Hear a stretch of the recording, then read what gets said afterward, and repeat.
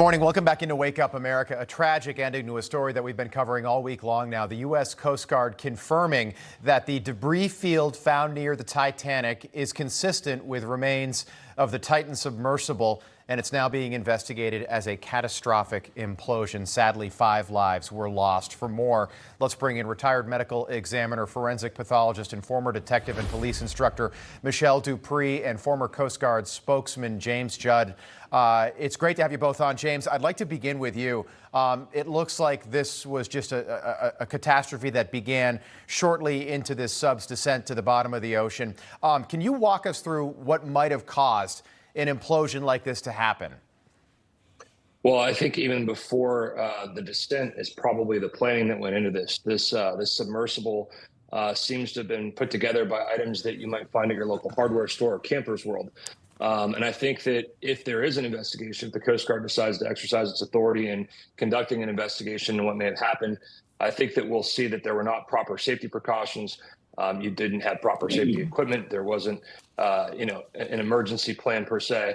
But ultimately, like you said, it was absolutely a tragedy. You had 5 people that are no longer with us because of unsafe conditions. And I get that every adventurer takes those risks when they decide to set out on an adventure. But there's a difference between, you or I deciding to go down and participate in an adventure and then charging people or providing a charter for people to participate in that adventure with you. And I think that's where there needs to be some, investigation as to what may have happened and how we can prevent something like this from happening again. Yeah, and I think, it's sort of this is part and parcel with extreme tourism and with adventure, and that's part of the human spirit is the desire to want to do things where we're putting ourselves in harm's way. Michelle, I know that you've gotten a lot of training on what to expect when it comes to dealing with situations like this. What can you tell us? Well, as you know, an explosion, things expand outwards. In an implosion, things actually collapse.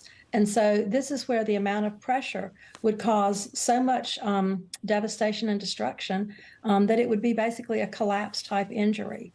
And again, catastrophic. Heartfelt sympathies to the families. Yeah, it's really tragic. I want to play you a soundbite, James. This is from Stockton Rush.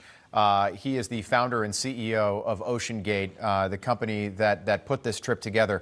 He was on CBS News back in November, and the reporter was asking him about what you just mentioned, sort of some of what was used to build the sub and some of the safety procedures that they had in place on board excursions like this. Let's listen.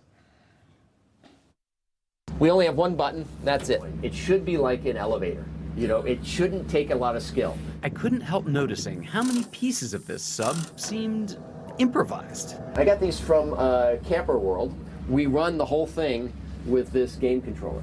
Come on! It seems like this submersible has some elements of MacGyver-y jerry-riggedness. I mean, you're putting construction pipes as ballast. I don't know if I'd use that description of it. The pressure vessel is not MacGyver at all, because that's where we work with Boeing and NASA and the University of Washington. Everything else can fail. Your thrusters can go, your lights can go, you're still going to be safe. James, I'll take it a step further. It seems like they were cutting corners when it comes to safety. What's your reaction to that?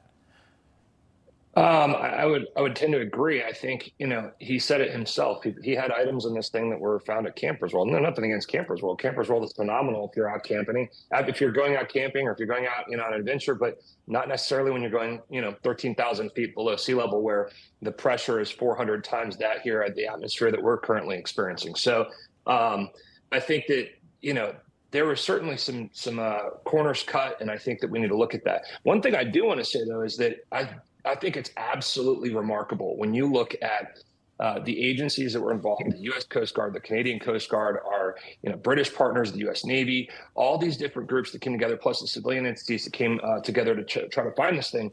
It's a miracle that we found it. I honestly, you look at how big the ocean is and a deep sea current, surface currents, and the conditions that were out there and the time frame that they had. It's truly amazing that they were able to find this thing or the debris of what's left of this. Michelle, is there any hope of recovering these 5 bodies? I think that would probably be minimal. Again, this was such a devastating catastrophe, that it will probably be minimal. James, what does this mean for the future of extreme tourism?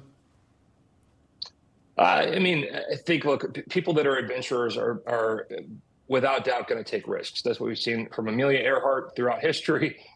People want to adventure, and there is a certain risk that's associated with that.